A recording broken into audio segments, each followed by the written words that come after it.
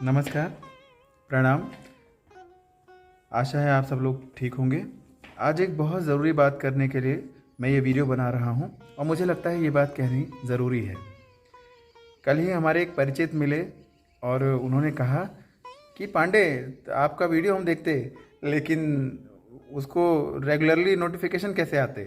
हमको आप नोटिफिकेशन भेजते तो सब हमको मिलता। तो मैंने उनको ये कहा, शायद उनको ये पता नहीं था।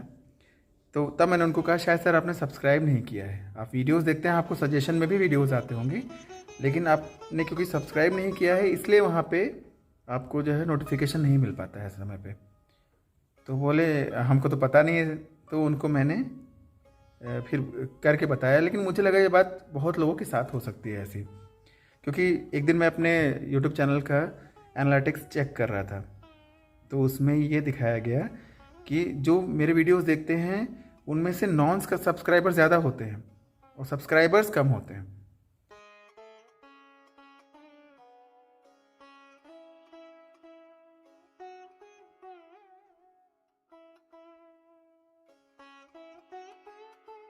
अगर 62% मतलब 32% मेरे सब्सक्राइबर्स ने देखा है, तो 62% ऐसे होते हैं जो जिन्होंने सब्सक्राइब नहीं किया है उन्होंने देखा होता है। ये रेशियो बहुत बड़ा है। तो मुझे लगता है कि शायद यही हो रहा है कि लोग देखते तो हैं लेकिन उनको पता नहीं कि कैसे सब्सक्राइब करते हैं। हालांकि मैं अपने हर वीडियो के शुरू और अंत में बता देता हूँ कैसे करना होता है, लेकिन फिर भी नहीं मिलता है। अच्छा, बहुत लोगों को ये डाउट रहता है कि सर तो इसलिए सब्सक्राइब करने के लिए बोल रहे हैं कि इनको कोई फाइनेंशियल प्रॉफिट होगा। मैंने यूट्यूब चैनल के डिस्क्रिप्शन में साफ साफ लिख रखा है, this is non profit channel. ये सिर्फ म्यूज़िक एजुकेशन के लिए है। ये जो है सिर्फ एजुकेशन पर्पज़ से बनाया हुआ चैनल है। ये प्रॉफिट की इसमें कोई बात नहीं है, ना ही इसमें ऐड इनेबल है। ठीक है। सब्सक्राइबर का मतलब ये है कि जो हम पे विश्वास करते हैं, जो हमसे जुड़े हुए हैं, जिनको मुझ पे भरोसा है, जिनका मैं टीचर हूँ, ऐसे लोग। तो यहाँ पे कोई प्रॉफिट वाली बात नहीं है, ना ही कोई ऐसा इंटेंशन है। ये पूरी तरह से नॉन प्रॉफिट है। और दूसरी चीज़, हम लोग क्या करते हैं कि हमारे जो वेल विशर हैं वो कोई वीडियो आया तो अपना लाइक करने में थोड़ा सा हम लोग ढीले पड़ जाते हैं। ये खुद के मेरे साथ भी होता है और औरों के साथ भी होता होगा, आई एम श्योर। लेकिन जो हेटर होते हैं वो वीडियो अपलोड होते ही बिल्कुल डिसलाइक के लिए तैयार बैठे होते हैं। मतलब हमारे वेल विशर से कहीं ज़्यादा सिंसियर हमारे हेटर होते हैं कि उनको पता है कि हाँ, इसको मैं पसंद नहीं करता, तो इसका वीडियो अपलोड होते ही मुझे एक डिसलाइक मारना है। लेकिन हमारे वेल विशर्स में अगर यही जज्बा हो तो ऐसा होता भी है कि चाहने वालों की संख्या हमेशा ना चाहने वालों से कहीं ज़्यादा होती है। तो इस चीज़ के लिए भी हम लोगों को भी हेटर्स जैसा उनसे कम से कम इतना तो सीख सकते हैं हम कि जो है हम भी वैसा ही जज्बा रखें। तो अगर आपको कोई वीडियो पसंद आता है तो उसको लाइक भी करें। और अगर आपको आगे किसी टॉपिक पे वीडियो चाहिए या फिर आपकी कोई ऐसी डिमांड है तो आप मुझे बताएं। मुझे भी तो पता चले कि आखिर आपके दिमाग में क्या चल रहा है, आपको क्या चाहिए। और लोग मिलते भी हैं और बोलते भी हैं कि जैसे सर इस टॉपिक पे बनाइए। कई यहाँ लोग बोलते हैं कि सर कन्नड़ गाने का कवर बनाइए। तो मैं कन्नड़ गाने का पिछली बार मैंने एक इंस्ट्रूमेंटल बनाया था और लोगों को बहुत पसंद आया था, आप लोगों को। लेकिन अब गाने के लिए क्या है कि अब मैं कन्नड़ भाषी तो हूँ नहीं, अपने स्वयं के लिए मैं कन्नड़ गीत गाता हूँ, लेकिन अभी रिकॉर्ड करके अपलोड करने में थोड़ा सा संकोच है। लेकिन आई एम श्योर, मतलब मैं प्रॉमिस करता हूँ कि मैं ये भी शुरू करूँगा धीरे धीरे। क्योंकि अभी ये है ना, थोड़ा थोड़ा गीत याद हो जाता है, कहीं से थोड़ा सा याद हो गया, फिर लेकिन बीच में थोड़ा सा भूल गए। और समस्या ये है मेरे साथ कि मैं कभी देख के नहीं गा सकता। अगर कोई कहे मुझे कि पर्चा लेके तुम साथ में गाओ, तो ये नहीं हो पाता है मुझसे। मैंने बहुत कोशिश की। हाँ, अगर हर गीत अगर मैं गाऊंगा तो वो बाय हार्ट होता है, तभी मैं गा पाऊंगा। किसी भी भाषा का हो, कन्नड़ हो, तमिल हो, मलयालम हो, बांग्ला हो, नेपाली हो, हिंदी भी हो, मतलब जब तक मुझे गीत याद नहीं होता किसी भी भाषा को, तब तक मैं उसको गा नहीं पाता। एक बार मैंने कोशिश भी की कि मैं फ़ोन लेके मैं देख के गा लूँ, पर मेरे से हो नहीं पाया मुझसे। तो इसको मैं अपना हैंडीकैप मानता हूँ और हर कलाकार का अपना एक हैंडीकैप होता है। बहुत मैंने जब रिसर्च के दौरान विद्वानों की इंटरव्यू लिए तो उसमें भी कई लोगों ने मुझे कहा ये बात, बहुत बड़े बड़े आर्टिस्ट ने बात कही कि हमारा ये हैंडीकैप्ड है, हमारा ये हैंडीकैप्ड है, हमको ये यहाँ पे प्रॉब्लम होती है। एक बहुत अच्छे आर्टिस्ट हैं, उन्होंने मुझसे कहा कि जब तक मुझको नोटेशन नहीं बोल देते डायरेक्टर, तब तक मैं समझ नहीं पाती हूँ कि जो है क्या है।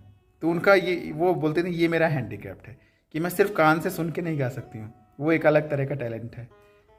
तो यहाँ पे ये मेरे साथ है। तो मैं कोशिश करूँगा कि अगर कोई गीत मुझे थोड़ा सा याद हो जाता है तो मैं उसको करूँगा। अभी क्या है कि 2 लाइन याद है, 3 लाइन भूल गए, तो फिर उसमें बीच में वो ब्रेक आ जाएगा ना, वो भी अच्छा नहीं लगेगा। वरना इस तरह देखा जाए तो अभी 15-20 गाने तो कन्नड़ रोज़ सुनते ही हैं और कोशिश भी करते हैं, लेकिन यह है कि शब्दों के भूलने का ख़तरा बहुत रहता है और उसको बाय हार्ट होने में थोड़ा समय लगेगा। वरना 3 साल से तो जो पहला गीत कौन सा सुना था, बच्चों से ही सुना था, वो बम्बे हेलुतैते, और वो सालू तिल्लवे, फिर आगे चल के वंस अपॉन अ टाइम मरियो हागिला, नड़ेदु बंद हेज्जे मरियो हागिला, ये गाना था। फिर उसके बाद अनिसुत्तिदे याको इंदु नीने नन्नवळिंदु। अब इसमें भूलने का खतरा बहुत रहता है। इसका फीमेल वर्जन भी था एक,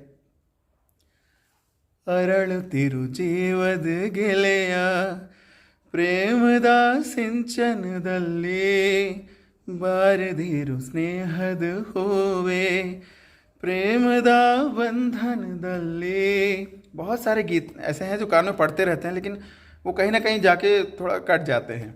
तन्मयಳ दिनो ತಿಳಿಯುವ ಮುನ್ನವೇ ಕಣ್ಮರೆಯಾಗಲೇ ಹೇಳು ಹರಿಯುವ ಮುನ್ನವೇ। अब इसका मेल वर्जन भी है, और उम्मे बारो ಇಲ್ಲಿ ನೀನಿದ್ದರು ಒಮ್ಮೆ ಬಾರು ಬೇಗ ಹೇಗಿದ್ದರು। अब मुझे ही लगता है कि आगे मैं गाऊंगा तो भूल जाऊंगा। ये अक्सर ही गीतों में होता है, और क्योंकि वो मेरी लैंग्वेज नहीं है तो थोड़ा कॉन्फिडेंस भी कम रहता है। लेकिन इस कमी को मैं दूर करूंगा, और आगे चल के आपको भविष्य में मैं ये उम्मीद करता हूँ कि आपको कन्नड़ गीत भी सुनने को मिले। और ये भी मेरा प्लान है कि बच्चों के लिए कम्युनिटी सॉन्ग्स जो हमारे स्कूल के गीत हैं वो भी मैं बारी बारी से करूँ। अभी बहुत सारा काम है, कई मैं सॉफ्टवेयर्स के बारे में नहीं बता पाया हूँ, समय नहीं मिला, तो इसलिए मैं कुछ सॉफ्टवेयर्स के बारे में बताना चाहता हूँ। अभी आगे बहुत बहुत प्लान है, बस ऐसे ही प्यार देते रहिए, मैं आगे काम करता रहूँगा।